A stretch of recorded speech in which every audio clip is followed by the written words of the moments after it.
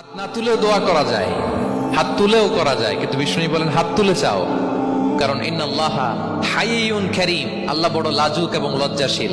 বান্দা যখন হাত তুলে ভিক্ষুকের মতো কিছু চায়, ওই হাত খালি হাতে ফিরিয়ে দিতে আল্লাহ লজ্জা লাগে, খালি হাতে ফিরিয়ে দিতে আল্লাহ লজ্জা পান। হাত তুলে চাইবেন, দোয়াতে আল্লাহর নামগুলো ধরে ধরে ডাকুন, ইয়া আল্লাহ, ইয়া রহমান, ইয়া রহিম, ইয়া হাইয়ু, ইয়া কাইয়ুম, বিরহমাতিকা আস্তাগীথ। আল্লাহর নাম ধরে ধরে চান, ওই দোয়া আল্লাহ কবুল করবেন। বিশ্বনবীর উপর দুরূদ পড়েন, যে বিশ্বনবীর উপর দুরূদ পড়ে না, ওই দোয়া আল্লাহর কাছে কবুল হয় না, এটা আকাশে পেন্ডিং থাকে। কুল্লু দুআ মুআল্লাক মাহজুব বাইনাস সামাই ওয়াল আরদি মা লাম ইউসাল্লা আলাইয়া। বিষ্ণু বলেন সব দোয়া আকাশে পেন্ডিং থাকে যতক্ষণ আমার উপর দুরূদ পড়া না হয়। মোবাইলে দেখবেন ব্যালেন্স না থাকলে মেসেজ পাঠালে কি হয়ে থাকে, ওটা পেন্ডিং, আবার টপ আপ করলেই সেন্ট। আপনি যে বলেন হুজুর আমার দোয়া কবুল হয় না, কেন হয় না বুঝছেন এবার?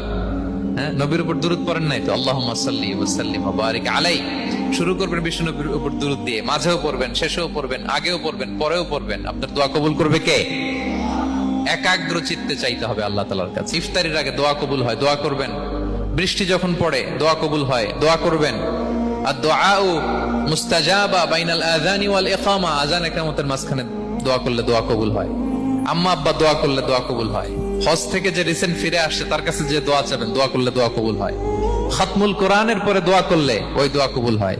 মাজলুম দোয়া করলে ওই দোয়া আল্লাহ ফেরায় না। নিজেকে ছোট করে চাইবেন।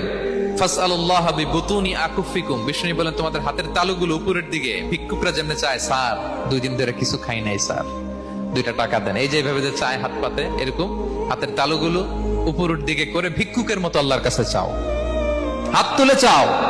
বিষ্ণু সাল্লাল্লাহু আলাইহি ওয়াসাল্লাম বলেন আদ-দুআউ মুখুল ইবাদা, দোয়া হচ্ছে ইবাদতের নির্যাস।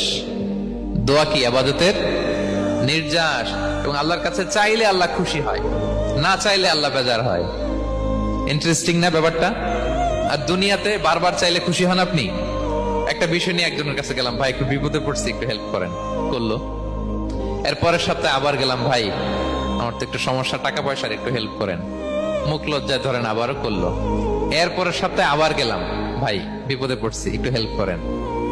এবার কেমন লাগবে বলেন তো? আচ্ছা গেল। এরপরের সপ্তাহে আবার, এবার কি করবে? দৌড়ানি দিবে লাঠি লয়া, ঠিক কিনা বলেন? তুমি মামুর বাড়ির আবদার পাইছো না, প্রতি সপ্তাহে সপ্তাহে বিপদে পড়ছি। তার মানে এই দুনিয়ার হাইসিয়াত হচ্ছে বারবার কারো কাছে কোনো ইস্যু নিয়ে যাওয়া যায় না, বারবার কোনো ব্যাপার নিয়ে কারো কাছে চাওয়া যায় না। চাইলে সে রাগ করে, অখুশি হয়, কিন্তু আল্লাহর কাছে এটা বিপরীত। বিষ্ণু বলেন ইন্নাহু মান লাম ইয়াসআলিল্লাহা ইয়াগদাব আলাইহি, যে আল্লাহর কাছে বারবার বারবার চায় না, আল্লাহ তার উপর রাগান্বিত হয়ে যায়। আর বারবার বারবার বারবার তার কাছে চাইলে আল্লাহ তাআলা তার প্রতি খুশি হয়ে যায়।